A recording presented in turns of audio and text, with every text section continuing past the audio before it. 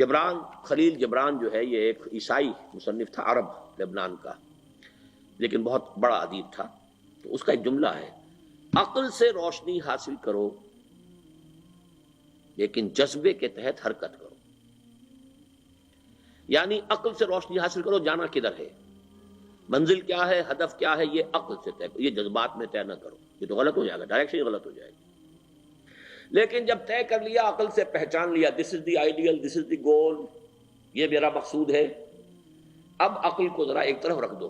اگر عقل کو رکھے رکھا یہ چلنے ہی نہیں دے گی، یہ کہے گی کہ ذرا سوچو تو صحیح، بیوی بچے ہیں، یہ ہے، گھر بار ہے، یہ عقل تو پھر یہ سکھائے گی. عقل کے معنی باندھنے کے ہیں، یہ معلوم ہے آپ کو، عقل کے معنی باندھنا.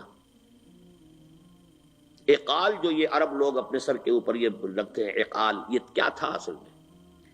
یہ عرب بدو جب ہوتا تھا، بدو وہ اپنے سر پر ایک رسی باندھ لیتا تھا کہ جہاں کہیں وہ اونٹ سے اترے گا وہ رسی اپنے سر پر سے کھولے گا اور اونٹ کا گھٹنا اس سے باندھ دے گا. ایک گھٹنا باندھ دیتا تھا تاکہ اب یہ اونٹ دوڑنے کے قابل نہیں رہا، 3 پاؤں سے اچک اچک کر، ادھر سے کوئی کیکر کا درخت ہے کچھ کھا لے گا، کہیں اور چلا جائے گا، دوڑ تو نہیں سکتا. اس رسی کو وہ اقال کہتے تھے. اب جب اس نے پھر چلنا ہے، سفر شروع کرنا ہے، وہ رسی اونٹ کے گھٹنے پر سے کھولی اور اپنے سر پر باندھ لی. یہ اقال تھا جو اب یہ سنہری اقال باندھے پھرتے ہیں بادشاہ لوگ.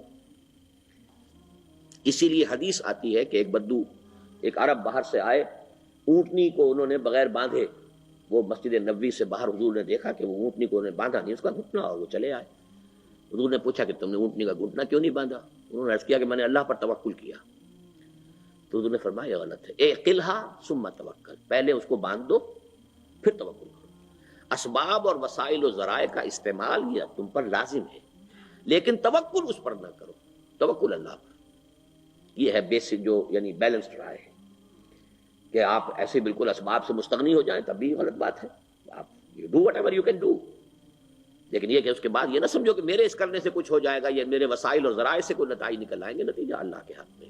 تو اعقلھا ثم توکل، یہ اعقل عقل کے معنی باندھنا، پہلے باندھو اس کو.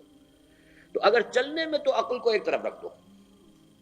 بے خطر کود پڑا آتش نمرود میں عشق، عقل ہے محو تماشائے لبے بام ابھی.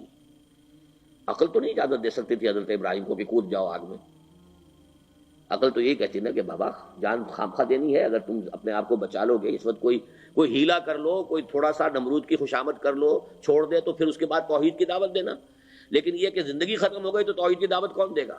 عقل تو یہ سکھاتی نا، پٹی پڑھاتی. لیکن بے خطر کود پڑا آتش نمرود میں عشق، عقل ہے محو تماشائے لبے بام ابھی.